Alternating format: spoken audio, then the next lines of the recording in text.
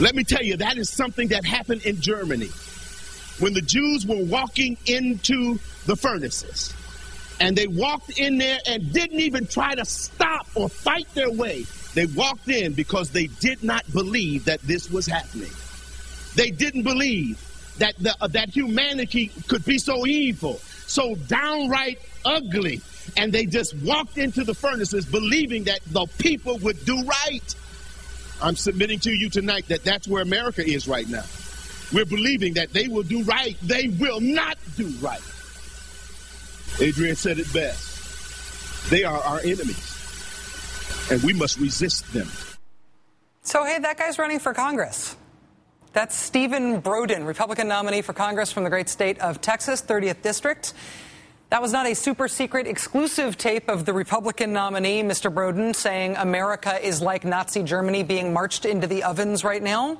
That was at a Tea Party rally in Fort Worth last year. We got that off the YouTube. That is on the record, on the permanent internet record.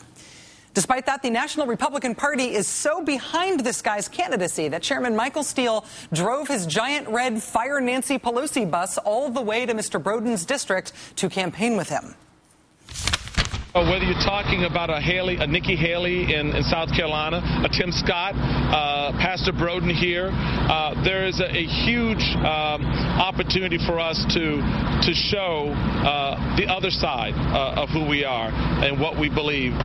Now, thanks to WFAA in Dallas, we know a little bit more about that who we are and what we believe thing. Broden said in June 2009, there is a solution. We have a constitutional remedy here.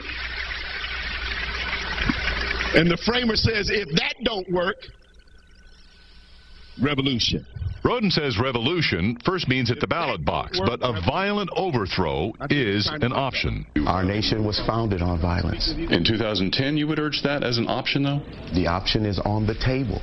I don't think that we should ever remove anything from the table as it relates to our liberties and our freedoms.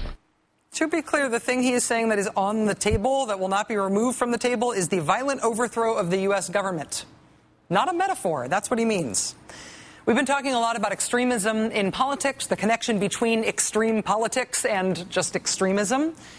Extreme politics, or being extremely excited about politics, is not just something that we tolerate in America. It is something we, and the royal we, meaning me, actually celebrate. It is one of the great things about having the freedom to fight it out amongst ourselves, fighting it out.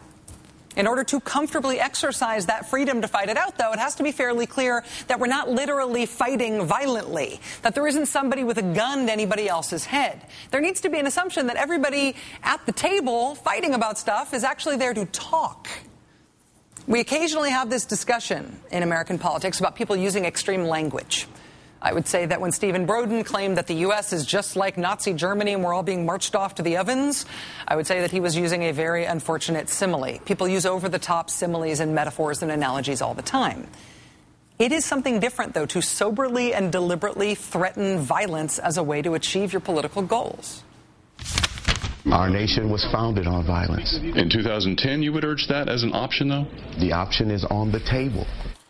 Stephen Broden is a candidate who most people in the United States have not heard of before.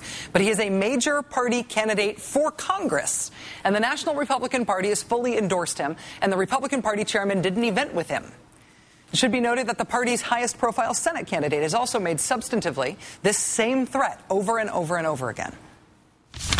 You know, our founding fathers, they put that Second Amendment in there for a good reason, and that was for the people to protect themselves against a tyrannical government. In fact, you know, Thomas Jefferson said it's good for a country to have a revolution every 20 years. I hope that's not where we're going, but, you know, if this Congress keeps going the way it is, people are really looking toward those Second Amendment remedies. They're saying, my goodness, what can we do to turn this country around?